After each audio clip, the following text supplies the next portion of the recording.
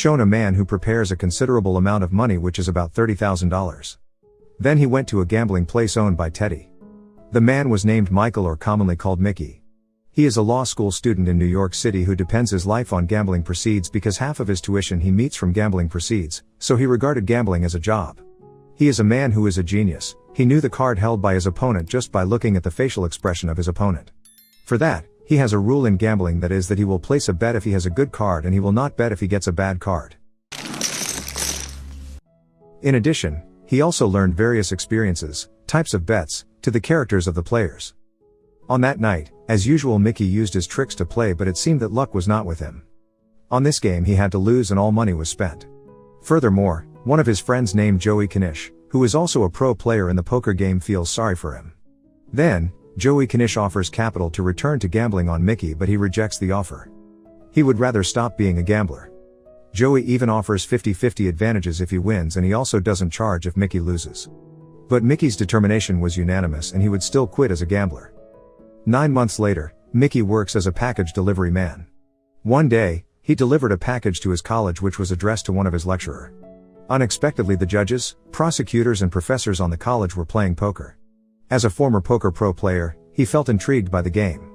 Then he guided his lecturer to place a big bet after he saw the cards his lecturer had, as well as with the skills he had. He also knew the cards held by his opponent. Fuck, you know what we all got. His actions had shocked the members in the game. He casually replied that he knew the cards that all the members had. Then it surprised the members because for them it was impossible. After finishing his work, then he went to his apartment, and there he lives with his girlfriend named Jo. He told Jo that he was going to see a judge because he was offered a post by a judge he met while he was assisting his lecturer in playing poker. Knowing that, Jo was curious about his plan. Jo is also worried if he returns to gambling. However, he assured Jo that he was not playing a role and he was merely a consultant to his lecturers. Shit, I didn't even play. Next, before Jo left, he borrowed Jo's Jeep to pick up Worm, who was going to get out of prison tomorrow. Worm is a best friend who is already considered a brother by Mickey. He is the son of a law enforcement officer, but with a less than good income. Their friendship began when they studied together, then continued the illegal business, so that he was caught. But he didn't say that Mickey was his co-worker. It was done to protect Mickey from continuing his studies while the Worm was willing to be sacrificed. After that, they confide in each other about their experiences, like a Worm telling him about his life in prison, while Mickey tells the Worm that he has stopped playing poker. This made the Worm startled. Mike, we gotta get you back on the game. No, Partners here. Their journey stalled in front of the poker venue. Worm then persuades Mickey to return to play, but the answer remains the same: he still didn't want to. He's also reminiscent of a Worm if he's just out of jail, so just play it later. However, Worm said if he had a debt of $15,000 that he had to pay, then he would have to play. Eventually Mickey left Worm in that place, but on the way he couldn't bear to leave Worm alone. Therefore, he chose to turn around and catch up with Worm. When he got there, he was greeted by Barbara, Worm friend. Barbara did not hesitate to give him capital, after Worm said that he was a pro player. Barbara says that Mickey must have won, and Barbara asks for a fee of 25% of the winnings he earns. Mickey and Worm finally played together. With their various tricks and skills they can easily defeat other members and get a lot of benefits. But even so, they are still aware that they have to play beautifully, so as not to be discovered. They also occasionally give other members a chance to win so as not to be suspicious. Fuck. After the game was over, they then divided the results of the game, including the fee given to Barbara. The victory made Worm feel addicted. In the morning, he took Mickey to another poker playground. Mickey advised Worm to be more careful because there are likely to be pro people who are in the game and can disassemble the tricks he do. Mickey went to his apartment, and he was asked by Jo about last night's game. At first, he tried to deny joining the play and he argued that he was only helping Worm. But Jo's instincts were so strong, she still didn't believe Mickey's words. Then when Mickey was in the shower, he checked Mickey's pocket and found enough money, that it further strengthened her conjecture if Mickey came into play. When Mickey and Jo were talking on campus, suddenly Joey Knish conveyed that Worm had cheated in a poker game. Hearing that, Mickey was worried about Worm, then he rushed to catch up with Worm. Yeah, I'm gonna go get him. After arriving he directly pulled Worm out, then he advised Worm to no longer cheat because it could blacklist Worm at all game venues in New York. In addition, he also reminded Worm that he could deal with the mafia. But Worm stays stubborn. After that Worm returned to the gambling place and returned to play. He was also again able to win the game and got a big advantage. Meanwhile, Mickey and Jo get into an argument over Mickey being caught back playing. Jo feels disappointed in Mickey, because she feels lied to, but Mickey says that he is forced to and he also gets a big advantage from the game. But Joe didn't want to know about that. Furthermore, when Worm was enjoying of his victory, in a bar, suddenly he was approached by Grandma, then immediately entangled him into the bathroom. Grandma is an old friend of Worm. Grandma intends to collect a debt on Worm which amounts to $15,000. Worm was shocked because he felt that he didn't have such a big money. But it turns out that the money in question is Teddy's money. Unwilling to be battered, Worm finally agreed to pay off the debt. Not only that, he also took the money that was on Worm. Bags in the village again. On the other hand, Mickey meets his lecturer. The lecturer was still curious about his ability to know the cards of all his opponents in the game of poker.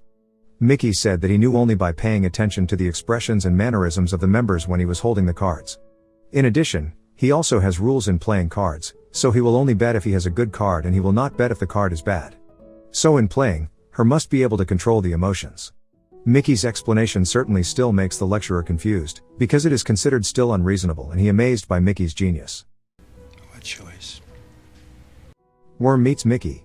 He was shocked to find Worm had injuries. Worm said that he fell. After, Mickey invited him into his apartment. But how surprised was Mickey when found his apartment had been vacant. It turned out that Joe had left without saying goodbye as well as carrying his things. He felt very sad. Seeing that, Worm tried to comfort him by saying that women are just destroyers. Not only that, Worm also says a happy life is not a woman, but a game of poker by placing big bets and winning that game. Unexpectedly, Mickey instantly turned 180 degrees.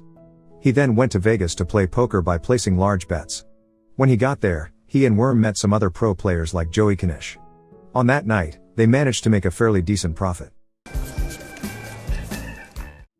Afterwards, Worm reveals that he is in debt to Grandma, and the debt is piling up because it is not paid. He also said his money had also been spent taken away by Grandma. Hearing that, as a good friend and driven by a sense of gratitude, Mickey will help Worm to pay off all his debts. He then accompanied Worm to the Grandma's house to ask for waivers. But because Worm couldn't control his emotions, Grandma only gave 5 days to pay off the debt. Listen. Since then, Mickey has been actively playing poker at various tables to collect money, however, on the condition that Worm should not come into play, because it is worried that it will add the problem.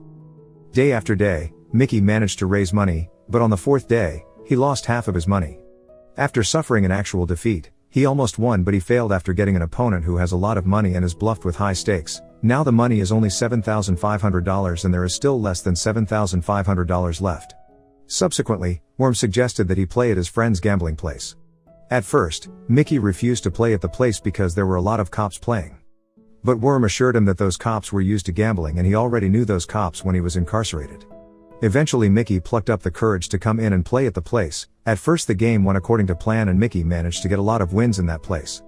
But that instantly changed as Worm came into the game at the same table. They tried to use the tricks they had been doing, but this time they were discovered. The cops were suspicious and managed to prove the cheating committed by Worm when he divided the cards. Check. Hold on there a fucking second. Therefore they were both chastised and all the money they had taken away. Knowing they are bankrupt and unlikely to be able to pay the debt, then Worm proposes to flee out of town, but Mickey doesn't want to. He preferred to go back to meet Grandma to tell everything in hopes of being given a chance again. The next day, he returned to Grandma's house by himself with a battered face. He went to Grandma to tell him everything. Grandma asks where Worm is. Mickey says that Worm is gone and he again asks Grandma for waivers. Grandma says you shouldn't have to guarantee your friend's debt. Grandma then gave him another day a chance. After that, Mickey meets Joey Knish for help, but $15,000 is not a small money and he only has $2,000. Joey Knish says that he can only help with that money, but he can help with other things besides money. I understand. A confused Mickey plucked up the courage to meet his lecturer. He told him everything that happened. Hearing Mickey's story, his lecturer felt sorry but he could only lend him Mickey $10,000. Now the money was still less than $5,000, for that he was desperate to gamble the $10,000 money at Teddy's place.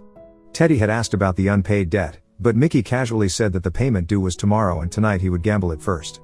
Hearing that, Teddy agreed. Then the duel between the two pro players begins. They start by bluffing each other to put up bets, but Mickey the genius isn't provoked by it. I realize.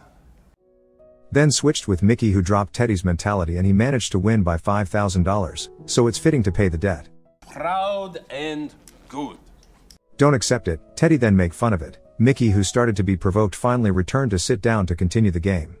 As usual, Mickey used his ability to see the opponent's expression, so that he was not provoked. Teddy disappointed, but the game resumed. In this game, Teddy was so sure of the cards he had that he put up all his money. However, it turned out that Mickey cards were better, so he again won the game. Teddy was certainly very angry, but he was fair, so he still paid for his defeat. Mickey was relieved that he was able to pay the debt. Next morning, Mickey met Joe in front of the campus. He left $10,000 to give to his lecturer. Next, he returned to Vegas to gamble the rest of the money.